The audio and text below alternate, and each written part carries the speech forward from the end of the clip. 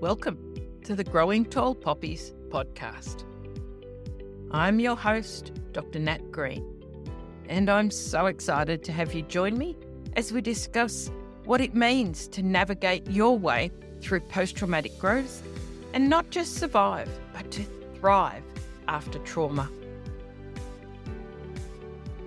Through our podcast, we will explore ways for you to create a life filled with greater purpose, self-awareness, and a deep inner peace. Through integrating the many years of knowledge and professional experience, as well as the wisdom of those who have experienced trauma firsthand, we will combine psychology, accelerated approaches, coaching, and personal experience to assist you to learn, to grow, and to thrive. I hope to empower you to create deeper awareness and understanding and stronger connections with yourself and with others, whilst also paving the way for those who have experienced trauma and adversity to reduce their suffering and become the very best versions of themselves in order to thrive. Thank you so much for joining me on today's episode. I'm super excited and grateful today to bring you our next guest on the Growing Tall Poppies podcast. It's my absolute pleasure and privilege to welcome an amazing man who I've known for the last few years, having met him through a community of coaches and therapists that we're connected through. He's experienced and overcome considerable amounts of trauma and adversity throughout his life and has very kindly agreed to come and chat with us today about his personal and his professional experience. So let me start by welcoming David to chat with us today. So welcome, Dr. David Lee. It's so great to have you here. My pleasure, Nat. Thank you very much for having me. I'm delighted to be here. Thank you so much for inviting me to be on this wonderful podcast, Growing Tall Poppies. Really excited. Thanks, David. So let's start with you giving us a brief introduction of who you are and what you do in the world. Sure, yeah. I think there are a number of ways I can answer that question. Fundamentally, I'm David Lee. I'm a human being who's been through life experiences. I'm a father, I'm a husband, hopefully a friend to a number of people. I'm somebody who is deeply committed, I think, to sharing my own lived experience in a way that can hopefully help other human beings, not to just emphasize that my way is the only way. But I guess professionally speaking, I'm a clinical psychologist by background. I'm from the UK. I now live and work in Dubai in the UAE. I'm back here in the UK right now, visiting family. But yeah, I trained in the UK. I've been around for a little while. I trained in psychology, clinical psychology. I went through the National Health Service here in the UK. Then onward into the private sector, worked with a variety of different kind of client groups, outpatient, inpatient, community-based, private practice. And I think I realized over time that my own lived experience counts for more. In a sense, I'm not saying that throw the baby out with the bathwater, because my psychology experience and training is incredibly valuable. But I think certainly in more recent years, I've ventured down a different path. I'm still a psychologist, but I'm also a coach as well. I guess a coach, a speaker, a writer. I don't know if I want to be so grandiose as to give myself the title thought leader, but looking to inspire others, or at least invite others to consider how their own lived experience can be helpful in a way. I myself have lived experience of recovery from addiction and I guess trauma as well, multiple kind of addictions, but mainly alcoholism. And and off the back of that, really, I trained as an addiction recovery coach as well. So I've gone down the coaching route. I'd already done some training and qualifications in executive coaching, but what really appealed to me was to how I can support other individuals who either want to recover from addiction or are already on the path and I guess more broadly addiction and trauma as well. So I guess my professionally speaking, multifaceted. I'm a kind of clinician, a coach, and doing various bits and pieces. But personally, I'm husband, father, recovering addict and alcoholic, and yeah, all of these things. I love that so much. And thank you for just so openly sharing that with us. And I know we've chatted many times. You, the same as myself, are an open book.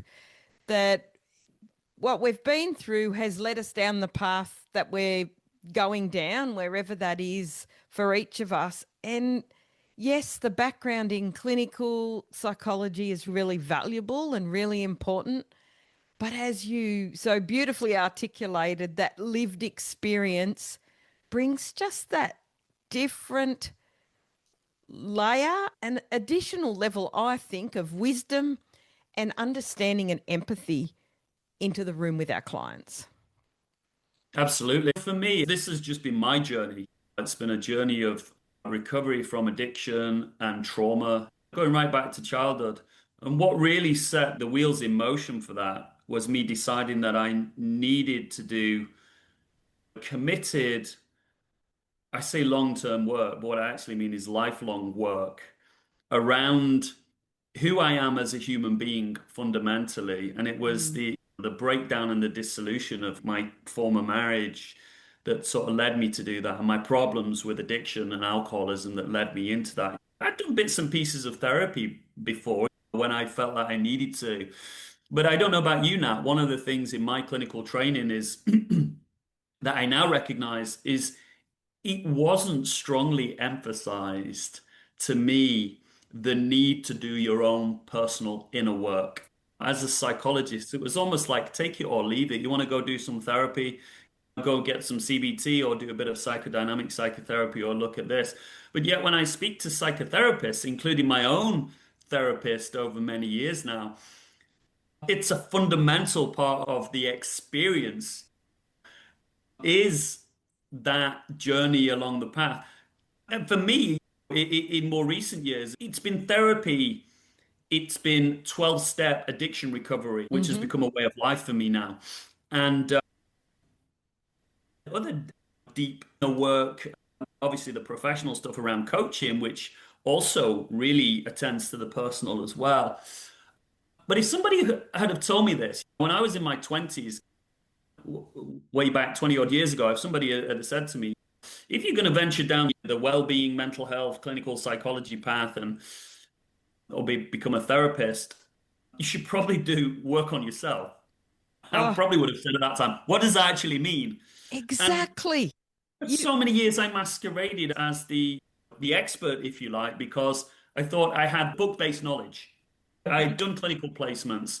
I'd attended numerous courses, programs, invested heavily in myself over the years, trained with some of the very best, the best of the best, and thought that made me a really good therapist. And it was only through my own lived experience and pain, let's be honest, pain and pain. suffering, yeah, that I came to realize, no, the working on yourself is it doesn't come from saying, okay, I'm going to do that course, or okay, I'm even going to just go and work with that therapist because it might be helpful. It comes from a deep inner experience of needing to do that work. I think being called to do that work. For me, it was a dark night of the soul. It was an absolute rock bottom. And that was having been qualified for many years as a clinical psychologist and working, I think Yeah. in a different way than to how I would work now. But yeah, for me, it's the fundamental experience of being human. I'm not saying everybody has to recover from addiction or even complex childhood trauma or something, but I think, and this is only with hindsight really, and being on the path now, had I known then what I now know, that this journey is it's so sacred really to It's, do that inner work and to yeah. become acquainted with who you really are. That's been my story for quite a number of years now.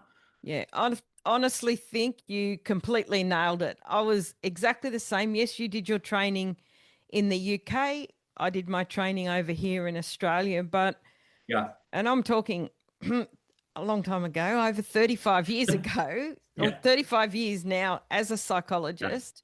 yeah. So the 4 years, 6 years prior to that in learning how to do it, it was never, ever mentioned that you go and do your own work. You learn it from a book. We didn't even see a person sitting in front of us in That's my right. undergrad. So Yeah, you yeah, turn up and you're in the room and you just got to fumble your way through. And then absolutely. obviously I went on to do the clinical psychology and you do placements and you do more, but it was Yeah, never discussed that you had to do your own work. In fact, it was almost like you had to have nothing wrong, in inverted commas, nothing wrong yeah, with you, or you couldn't be a psychologist. You yeah. You had come to be with invulnerable baggage. in a sense. Yeah, Yeah. and I totally relate to that because when I was like just relating to your experience there, when I was in the throes, if you like, of applying for clinical training, and for me that was back in the early 2000s. It was so competitive in the sense that it was almost the reverse of what I'm talking about here. Yeah. It was that kind of you need to be a gladiator, if you like. You need to know everything and go out and prove yourself. Almost like competitive beyond reason, Yes. where and I remember my cohort when I did my training back in my clinical training was 2003 to 2006. And almost like there was an edge of mistrust among my peers Mm, because such and such person was doing this placement and working with this supervisor, so therefore they might have the edge on you. And mm, such a person has already worked with this person, and wow, lo and behold, if you already had a PhD, so you were going to become a doctor as a result of your training, or you had prior experience as a counselor and you decided to train as a clinical psychologist, that was like, oh, this is. I really feel out of my comfort zone now because I'm among peers who have got the edge on me. And I look back on that, and it's absolutely ridiculous absolutely ridiculous. of the lack of uh, togetherness and solidarity that I experienced at that time. But the way I look at it, I think I had to get to the point where I was almost approaching midlife, and for all sorts of personal things to happen to me to appreciate, oh, maybe this is what the journey really should have been, and maybe I just wasn't ready to see it at 24, Mm. 25. And yeah, that wisdom that comes through the life experience and lived experience opens up this whole new world. And I think for whatever reasons, when we're human beings and we go through life and things happen, that Yeah, we need to be prepared to be vulnerable, be yeah, open yeah, to doing the work, but actually acknowledging that and sharing that and not trying to hide absolutely. it and Yeah, pretend I it's think not there. to be open, vulnerable, and imperfect, to be prepared to accept and admit your flaws, because we're all Hmm. flawed, right? Could never Absolutely. admit that previously because there was always a yes, but, Yeah. and there was always a justification as to why I'd made mistakes, etc. For me, it really took me to effectively burn my life down and to lose everything to realize what this was really about. And in some way, somehow, I've managed to stay working in the profession. I made mistakes that I'm not proud of and had to really look at those with rigorous honesty and develop some humility along the way. But I was almost ready to get out of clinical psychology and to go do Yeah. something else. I didn't know what exactly, but I've managed to stay in that realm somehow. And also to broaden my experience, the addiction recovery coach training came from being a fellow myself in recovery. I say fellow because that's the term that we use in 12 Hmm. step, in the rooms, as we say. But of course, there are multiple pathways of recovery from addiction. So I guess I've tried to, in some way, listen to my higher power because I do live a spiritual life now. To again, not perfect progress, not perfection, but to almost listen to what my higher power, God, wants me to do in this world. That goes beyond labels and identities and all of the Yeah. things that our ego tells us we should be: clinical psychologist or therapist or coach or Mm. whatever label, or Dr. David or whatever. It's about, okay, let's shed all that. But when we come back to what your higher purpose is and how you can help others, how can you do that? And when I Mm, committed to that, I thought I'll always find a way to do that some way, because I think that's what God wants me to do, is wants me in some way to help people based on my lived experience and to in some way be able to help others, I think, to be open to their vulnerabilities and accept their imperfections. And I yeah. guess look into the shadow and face the shame and the fear and the guilt and all that stuff that's there, which for me was going back to childhood stuff Mm, and stuff that I grew up with in the home, but also the stuff that then resurfaced in my previous marriage as well. And I thought, yeah, this is what I'm called to do in some way, and to connect with other human beings and share my experience, but to really, I've said for a long time now, I think part of what I've set myself the task of doing is helping individuals to break patterns of intergenerational adversity, trauma, mm. whatever that looks like, whether it's trauma addiction, often intertwined. And I think I made a pledge to myself a number of years ago that no matter what it takes me to do that, I'm going to do it anyway, even if I no longer work as a clinical psychologist, even if I have to start all over again from scratch.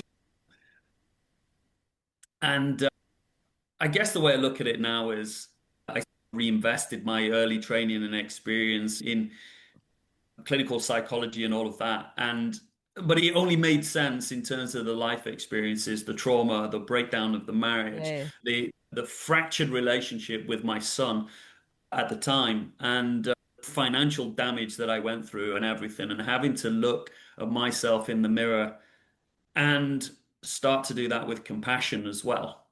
Um, Really I, important part. Yeah, it's not that the academic knowledge didn't matter anymore. It's just that I came to look at it in a different way, and I've come to use the theories, the concepts, and all of that in a very different way. They say Mm, you go through these experiences, it's like looking through a new pair of glasses. yeah, totally different lens. And I think once you've put on that lens and looked at it, you never view life the same. It's always going to be changed and changed for the better, usually, even though it didn't feel like it Yeah, along the way. you cannot go back. That's the No. reality, I think, because to go back would be like it's like entering the labyrinth or something like Yeah, that. something So like that. unfamiliar that you're like, yeah, or the Matrix or something. But it's like, and look, and this doesn't mean that, oh yeah, life becomes utopia and there are no Absolutely problems and not. it's easier. It's a different way of dealing with things. In 12-step recovery, we talk about letting go and surrendering, and that really means a spiritual death. That's the death of the ego, if you like. It's also about learning a different way. No longer living your life based on self-will and trying to control people, places, and things. And it clicked to me one day, I think, when I was working with a client, that I thought, so many of the problems that clients come to me with are wrapped around that, trying to control their environment, trying to control their life, trying to control the future. And I hadn't really realized that until I went through that experience myself, having to let go. So it sounds like it's easy, letting go and just handing Ugh, it over. You're outsourcing responsibility for life, but it's not that at all. It's actually no. incredibly challenging to start to live your life and let go and put your future and destiny in the hands of God, however you conceive God, your higher power or whatever. But Mm, that's how I live my life now, each and every day. And I have to live like that. I have to commit to that way of living because I know what the alternative is. I know to step yes. back in that realm would be, it's not that it's impossible, it's that it would, to say it would be a backward step is like such an understatement. Oh, Yeah, yeah. life would become a complete and utter mess. Yeah. So you've mentioned a few things that I'd love to touch on. So you talked about your dark night of the soul, burning everything down, and you talked about how you had the addiction and all these impacts, a fractured relationship with your son, your marriage, all those things. Did you want to tell our listeners a little bit about what led up to that? Yeah, I'll tell the story. I want to be careful not to implicate some people here as I do Of it, course. but I'll touch on the essence of it and what it was. I'd been qualified for approaching 10 years working as a clinical psychologist. And I was actually full-time in private practice in the UK around 2015 when I had the bright idea that I'll become an expat and move from the UK and go to the Middle East. And my wife, ex-wife now, and we were like pretty newly married at the time, but we'd had my son quite early in the relationship. We did that. We packed up everything and moved to Dubai and left the UK Mm. behind. And it was quite an impulsive decision. I'm not saying it was the wrong decision at the time. Now, I don't think it could have played out in any other way Yep. because of what then later transpired. But just to summarize the essence of that marriage and relationship, it was quite a dysfunctional marriage. I think now looking back, we were trauma bonded and we moved Hmm. very quickly in the relationship. My son is one of the most wonderful things that's ever happened to me, and we have a brilliant relationship now, albeit at a distance, which is why it's amazing to be back here Mm. spending some time with him. I've Yes. seen him later today. We went for dinner last night, but I have to face the reality that my son was born of a relationship that was not functional. And look, you only know what you know often in hindsight. And I was sort Absolutely. of too young to it. So we went on this path together. We set up a business here in the UK in private practices, my ex-wife and I together. Then we decided to move to Dubai, and we went to Dubai in 2016. And that was where things just really, it's where the descent started and where I crashed Okay. and burned and ended up at rock bottom.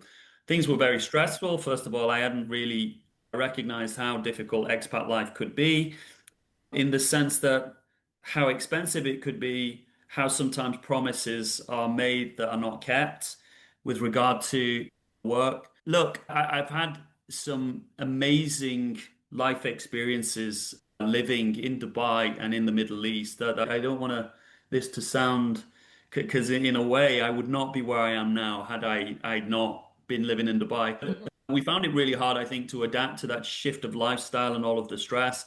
And I began to drink more and more. Okay. Alcohol is Hmm. a problem and has been a problem. And what I mean is, there's a problem in my family. There's a intergenerational lineage, I think, of alcoholism. Okay. I didn't Yeah. realize I was alcoholic. So I was there.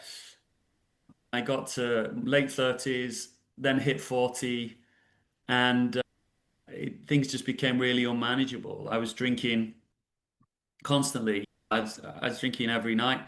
I was blacking out. I was getting up and going to work the next morning and seeing clients and working 6 days a week. Mm. But things got really difficult. I think when you're in that state, when you're either always drinking or you're living from a place of addiction, or what we in 12-step recovery we call a spiritual malady, you Yep. can't function as a normal, responsible, ethical human being does. Of Mm. course, my professionalism really slipped, and Mhm. I got into trouble. I made mistakes I'm not proud of. And I'll be open and honest, I don't think I was fit to practice at that time. What came next was basically the marriage broke down. My ex-wife and my son moved back to the UK. I got Okay. into a lot of trouble professionally. I found myself living over there, effectively having lost a lot of money without my son, and a very fractured relationship that had to be repaired. My son was only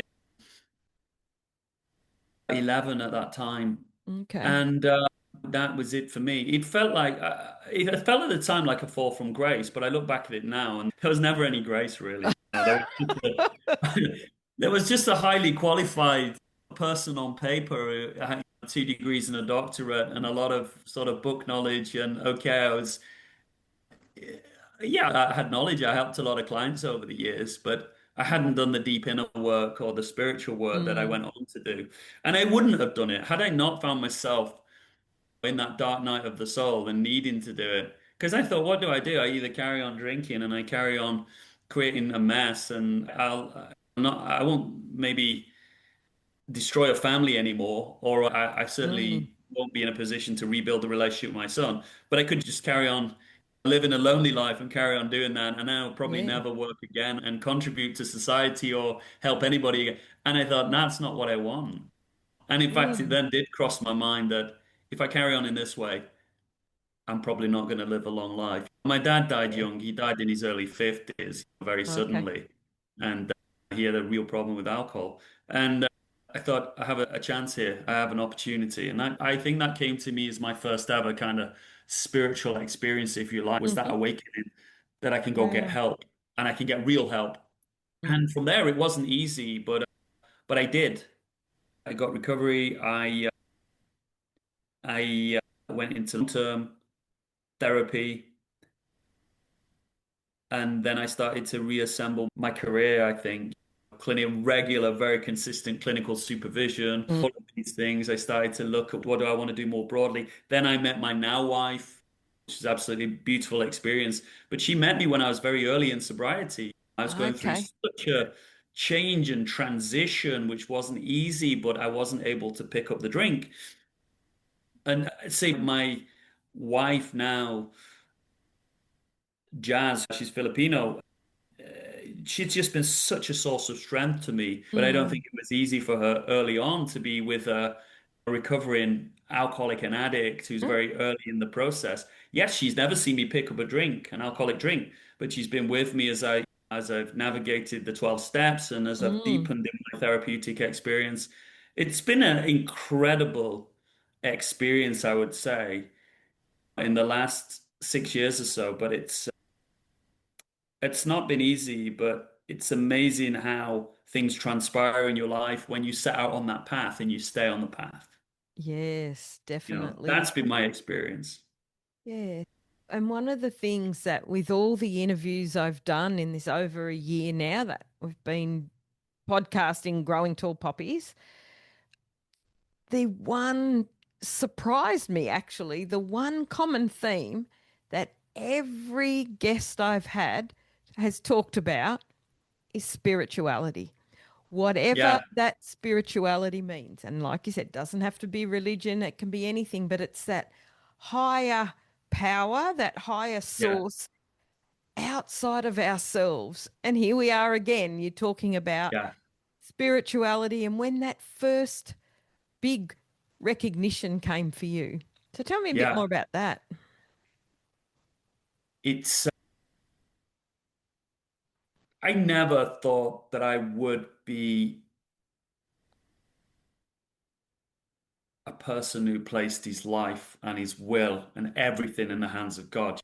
And because I didn't really believe in it. I played at believing in spirituality and all of these things. We attract what we believe and all of that stuff. But to actually put everything in God's hands, and for me, I have my own beliefs about what that is. But I think what I did is going into recovery is came back to a deeper sense of Christianity, really. I grew up with Christianity. I wouldn't say my family were religious, but I guess I grew up in a Christian family, sort of Church of England, but rediscovering those roots in a sense and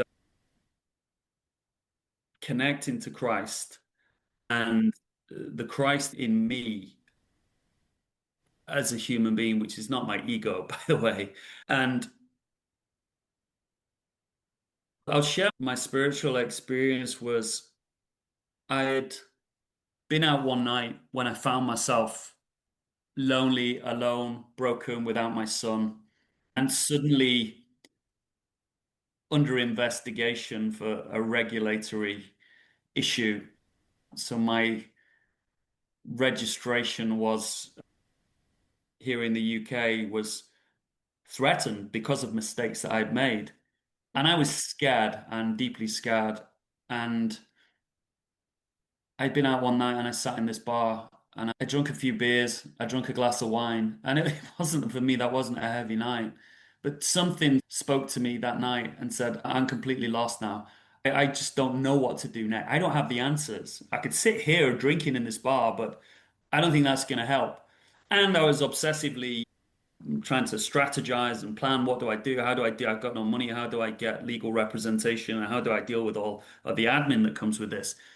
And then I walked on from this bar back to my apartment that night, and and this was back in 2019. And I looked into the sky and I saw the moon. And for some reason, at that moment, I knew that I had taken my last alcoholic drink and Wow. that the next day would be a different day. It would be the first day of sobriety for me. And Mm, I knew that the following day I was going to walk into the rooms for the 12-step recovery fellowship that one of which I'm part of. Regularly attend three fellowships now. But the primary one, to get help for alcoholism. And and it happened from there. I can't describe it any more than that. mm, It was a profound sense of, it wasn't like, oh, this is all solved and there's instant relief. It was, mm. I'm not alone. And I Oh, surrender. great. I'm on my knees right now. My will isn't going to change it. It's only going to take me back to the drink again.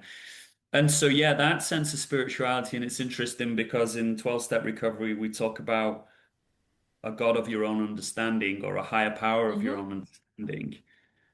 That First was three, it. Yeah. yeah, And the first three steps are about surrender. They're about admitting the problem and the unmanageability, coming to believe in a power greater than yourself, and then making a decision to turn your will and your life over. And that was it for me. That was all. That was the start of the process for me. Didn't know quite what it was gonna look like and how my life would be from there. But I think I knew at that point you can't pick up another drink. You don't, to actually mm, start to consider that as almost like an impossibility in a sense. You know what happens when you do. You know what is going to happen if you carry on. There had to be a hard stop there. And for mm. some reason, and I don't know why it was that evening, was it. And I was almost, when I got a 12-step sponsor in the next couple of days, I was reassured because I said to him, I said, what's the whole thing then about when you stop? Because I took a drink the other night, but I haven't had one since. And he's like, you don't plan to go back drinking again, do you? So you think you've already stopped? And I think that confirmed to me what I already knew. I had taken my last alcoholic drink. I couldn't go back from there. What a powerful moment. And for whatever reason it came into your life, you were able to recognize that and trust in that process.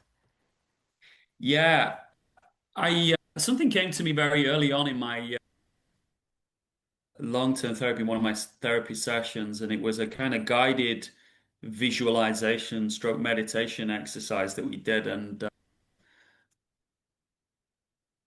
there was a message that I received during that which just spoke to me, stay on the path. And that was very early on in my recovery as well, because the two were in tandem. I was attending 12-step meetings and doing weekly therapy. That, and then I should say the therapist I chose to work with is very 12-step informed. She's a fellow traveler in a sense. So something really spoke to me about that staying on the path.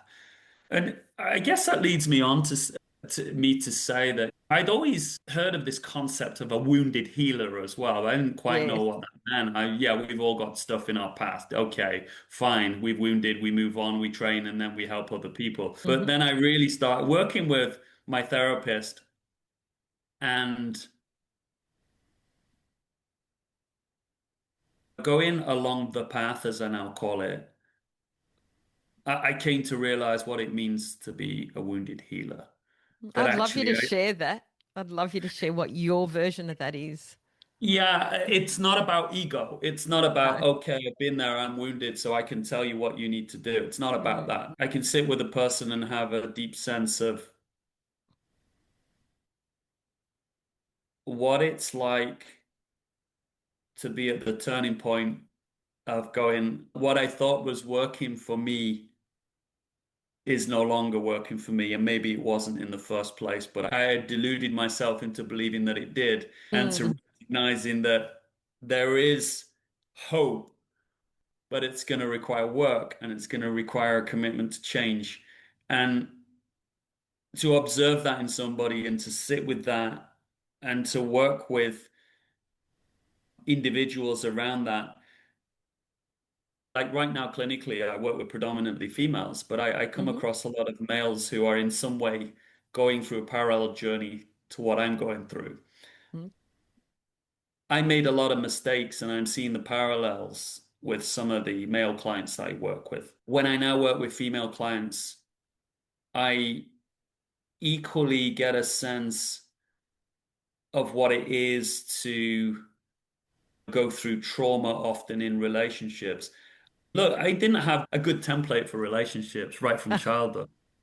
And I was trauma bonded in my marriage. And I Mm, would say I was codependent from a very young age and bounced from one relationship to another pretty much from the age of 17 to okay. learn a very different way, an embodied way of being with somebody in a relationship and a marriage now, a beautiful marriage, but that still we go through life's ups and downs together.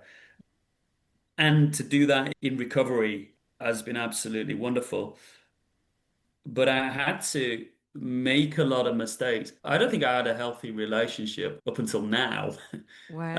in my life. So actually to work with clients, because the way I see it, all of our trauma, all of our adversity is relational. Yeah. And that's how it played out for me. And to look back and work with some clients and recognize what's going on, often that we make mistakes in relationships, not because we're bad people and not because we are fundamentally trying to destroy the lives of others,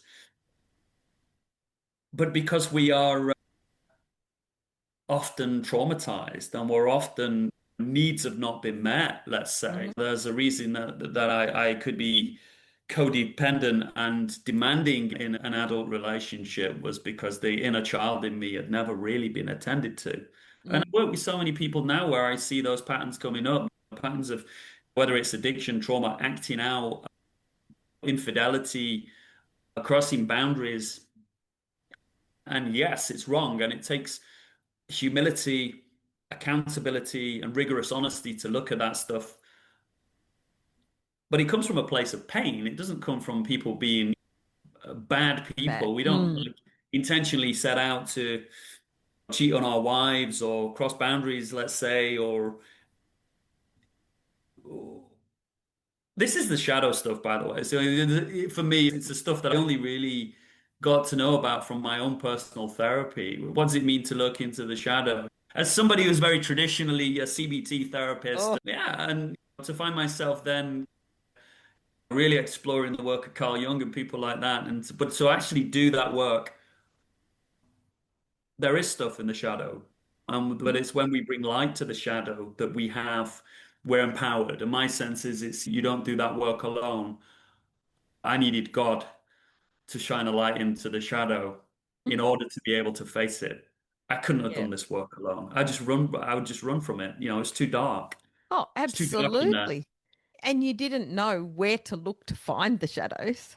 That's right. So you Yeah. needed someone to guide you through that and have been able to acknowledge your own inner demons and actually deal with them. So when you're working with clients now, I would Yeah. imagine from what you've just said that you can see those patterns really quickly, identify them quickly because you can highlight their shadows pretty quickly. I think again, it's through the experience, the lived experience, the embodied experience of going through that I think I'm able to often tap into. For example, it gets much easier to spot avoidance, even subtle avoidance in your clients. Yeah. You, and I'm quite direct as the therapist, although I believe the compassion is there fully. I don't hesitate to call somebody out to start to what are you edging away from there? Hang on, let's look at that. And I Mm, do that genuinely from a place of compassion because I know that's what I needed at the time. And I chose to work with a therapist and commit to working with a therapist who initially I didn't like working with her because she can be pretty brusque at times and she can call a spade, but also help you to identify where you're avoiding. I was called out on my bullshit, as some of my clients say, you call me out on your bullshit. That happens to me so many times. But the way I look at it now, exactly. it's being able to look into the shadow and then say, oh, yes, and God is with me, and I can Hmm. do that. It's scary stuff. Like, conceptually, it sounds like, oh, yeah, that's what I need to do. But actually, when you go through that lived experience, and to me, I recognize that it was going through a marriage where everything broke down and was so dysfunctional that it's almost like trauma. The word trauma doesn't quite capture it. For me, the word terror is more accurate. Okay. The deepest, Mm, darkest moments in my marriage previously pattern matched almost so perfectly some of the experiences I had in my childhood with an alcoholic father. gosh. And when you have that experience that takes you back to being a really scared Mm, child that also yeah. feels it's almost like that a sense of fear and shame coexisting. I later experienced that in my 30s in a marriage, and it was almost like I'm back there again, and this is absolutely horrendous.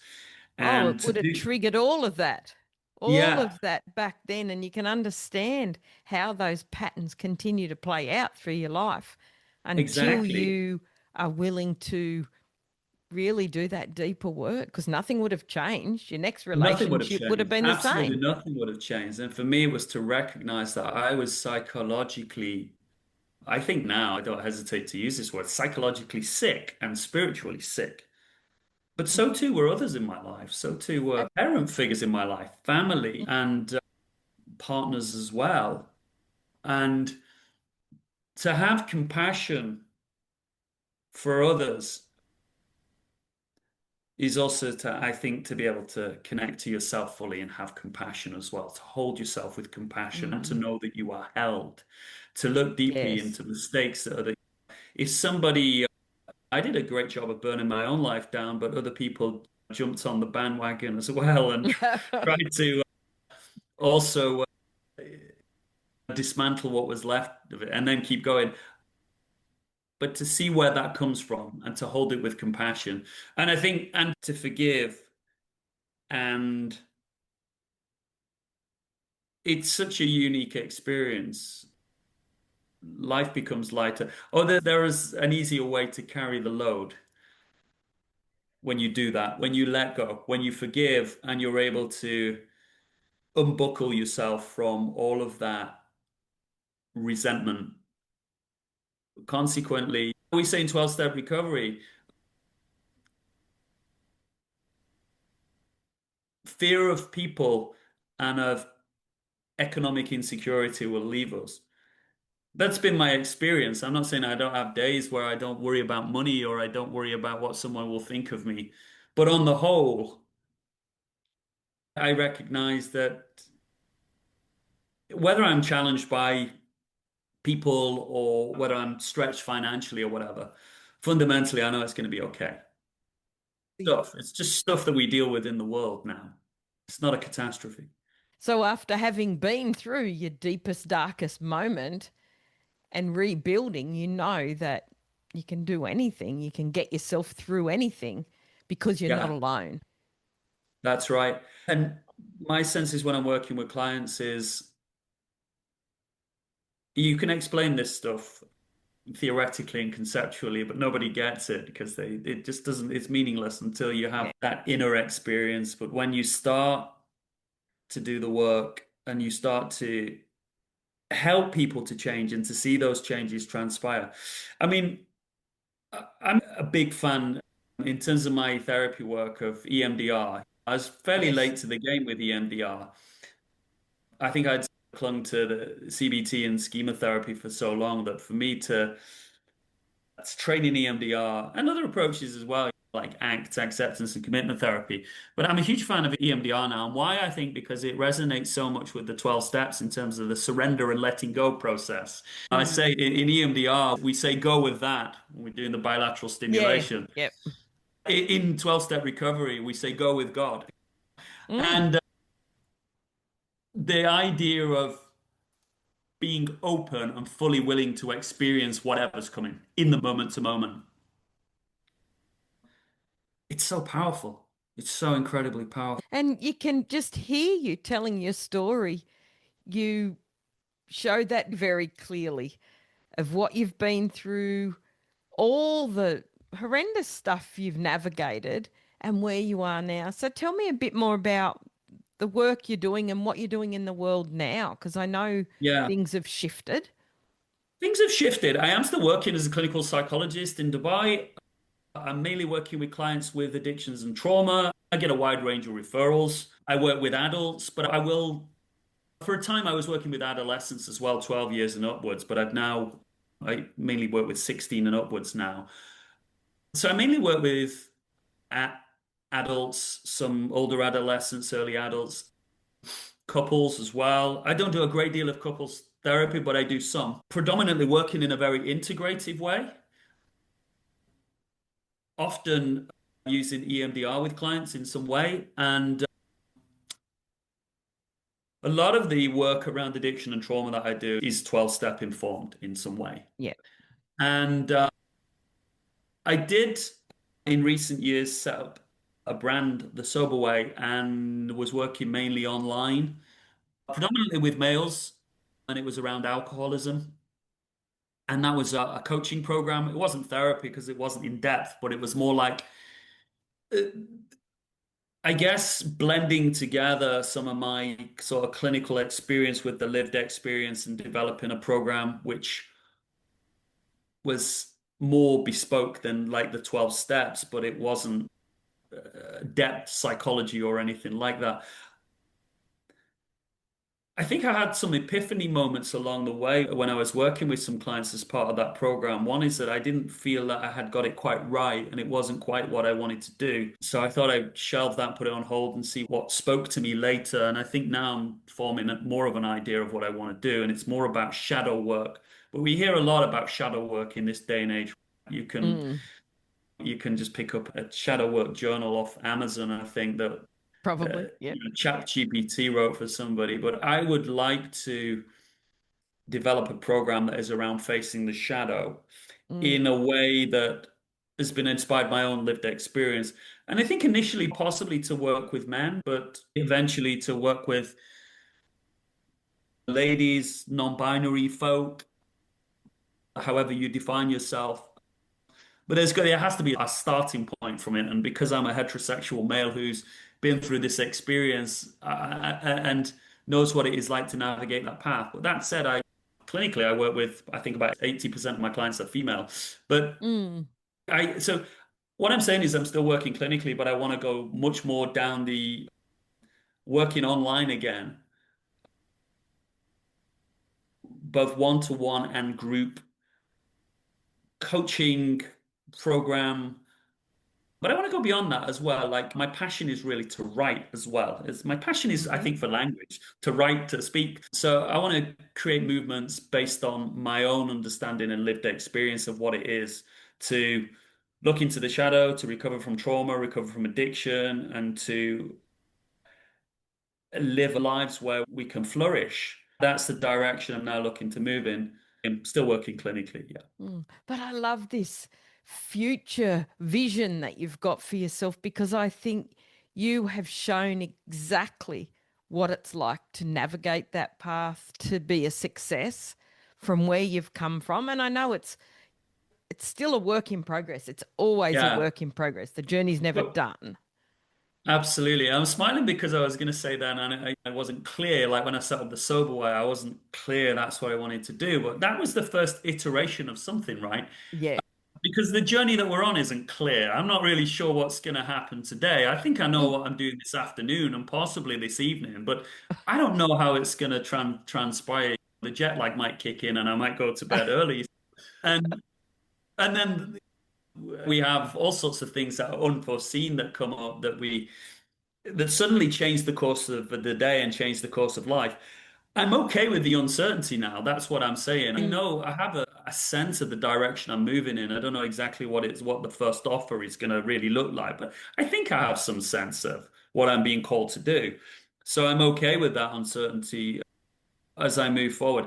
And I'm totally fine with the idea that I may let go of labels identities completely because I'm not my Hmm. identity. I don't really need to be a clinical psychologist No. or a coach or anything. I'm somebody who has walked a path and is still walking a path and can share life experience. Part of my life experience, as well as addiction recovery and trauma recovery and all of that stuff, is to have worked for some time as a clinical psychologist and done X number of qualifications. So that all comes Mm. together. And I think when I trust in God and just let go, it's all ego stuff to say I'm a psychologist or a coach or a Yeah. thought leader.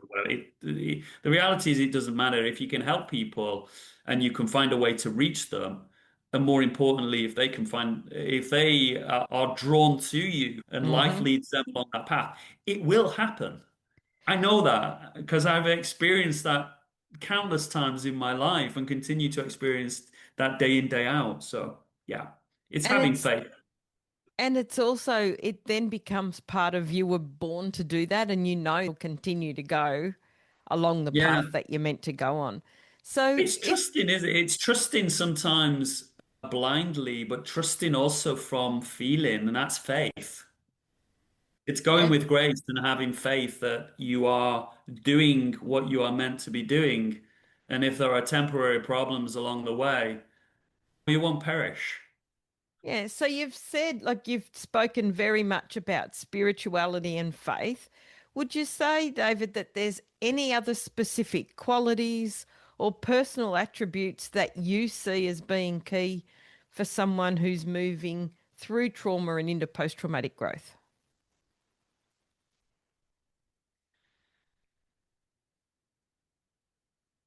I think honesty. And I think that's honesty with, look, on a number of levels, being honest about what's happened, being honest about where you are.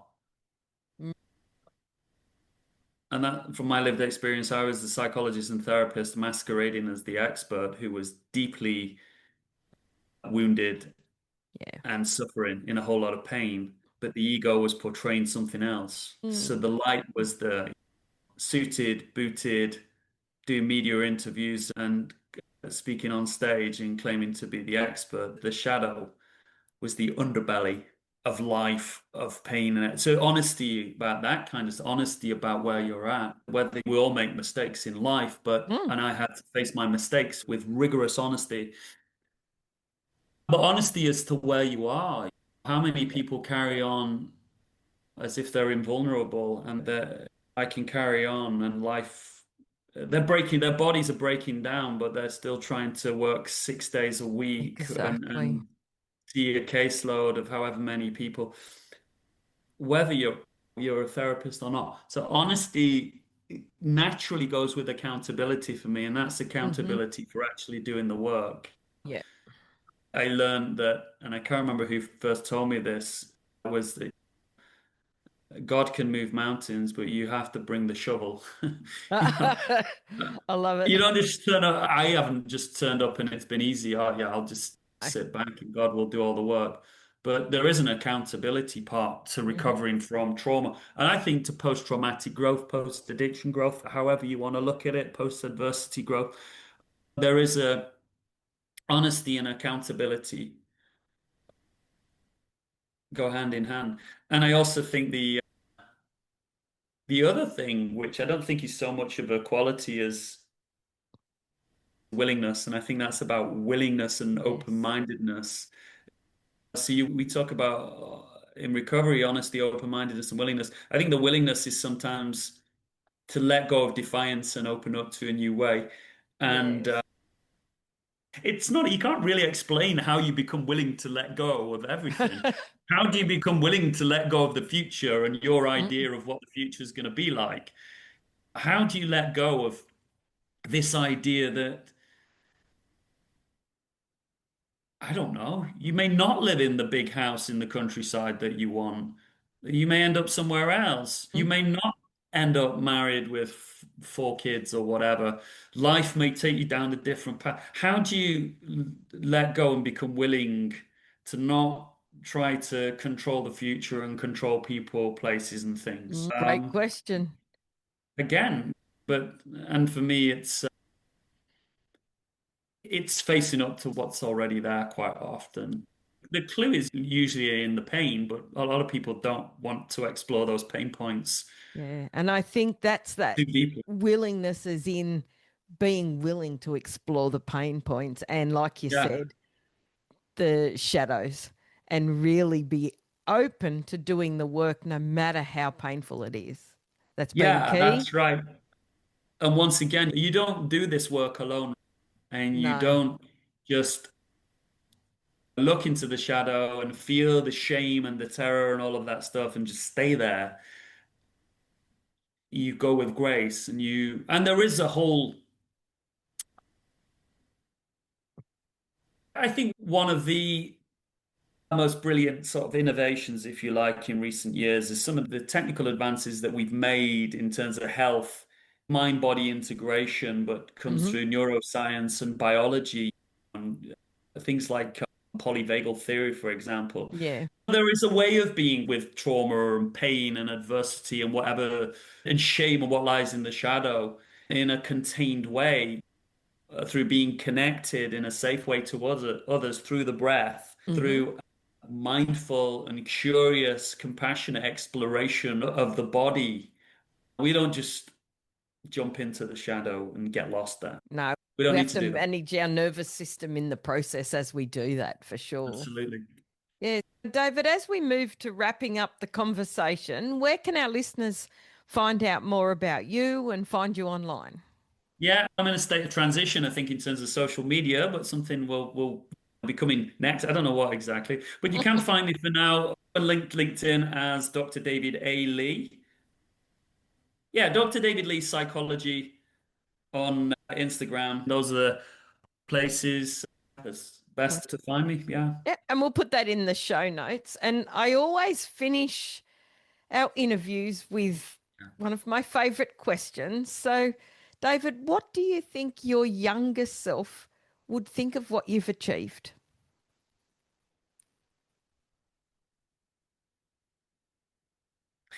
If I could just, I'm not avoiding the question, but if I could try and reword it a little bit, I would wonder not so much about the achievement as what would he make of the kind of person that you have become and the way Exactly. that I now live day to day.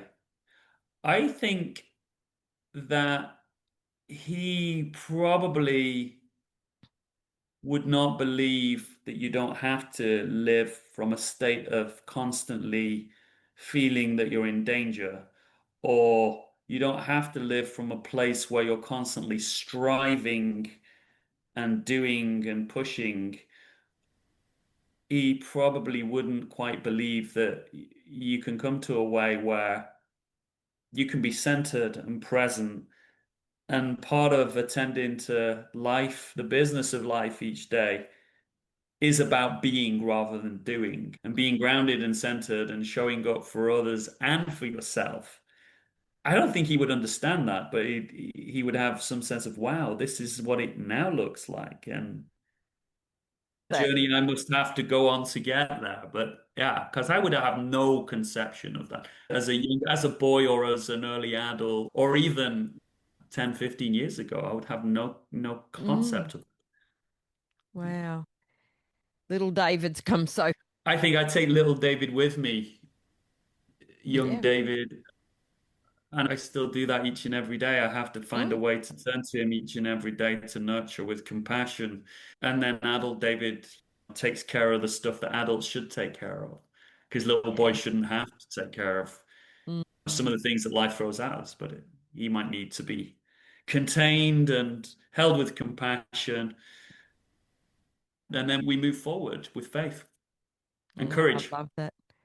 Absolutely courage. And I thought that a bit earlier when we were talking that you didn't mention courage, but I really want to acknowledge the courage it takes you. It has taken you to move Yeah, forward and thank live you. every day and show up in the way that you show up.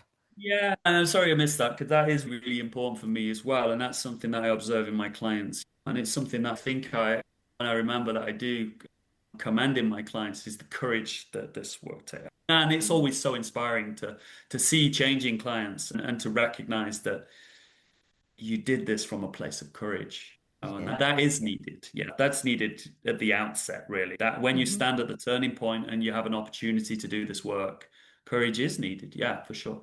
Absolutely. Thank you so much, David, for chatting with us today. I know our listeners are going to have loved this conversation. I'm so grateful. My pleasure, Nat. My pleasure. You enjoy the Thank rest you of your so much. time in the UK. I hope the jet lag's not too bad and talk to you soon. Thank I'll you. go and get some rest. Thanks very much, Nat. Thanks for having me. Thank you for joining me in this episode of Growing Tall Poppies. It is my deepest hope that today's episode may have inspired and empowered you to step fully into your post-traumatic growth so that you can have absolute clarity around who you are, what matters the most to you, and to assist you to release your negative emotions and regulate your nervous system so you can fully thrive. New episodes are published every Tuesday, and I hope you'll continue to join us as we explore both the strategies and the personal qualities required to fully live a life of post-traumatic growth and to thrive. So if it feels aligned to you and really resonates, then I invite you to hit subscribe, and it would mean the world to us if you could share this episode with others who you feel may benefit too. You may also find me on Instagram at Growing Tall Poppies and Facebook, Dr. Natalie Green. Remember, every moment is an opportunity to look for the lessons and to learn and increase your ability to live the life you desire and deserve. So for now, stay connected, stay inspired, stand tall like the tall poppy you are, and keep shining your light brightly in the world. Bye for now.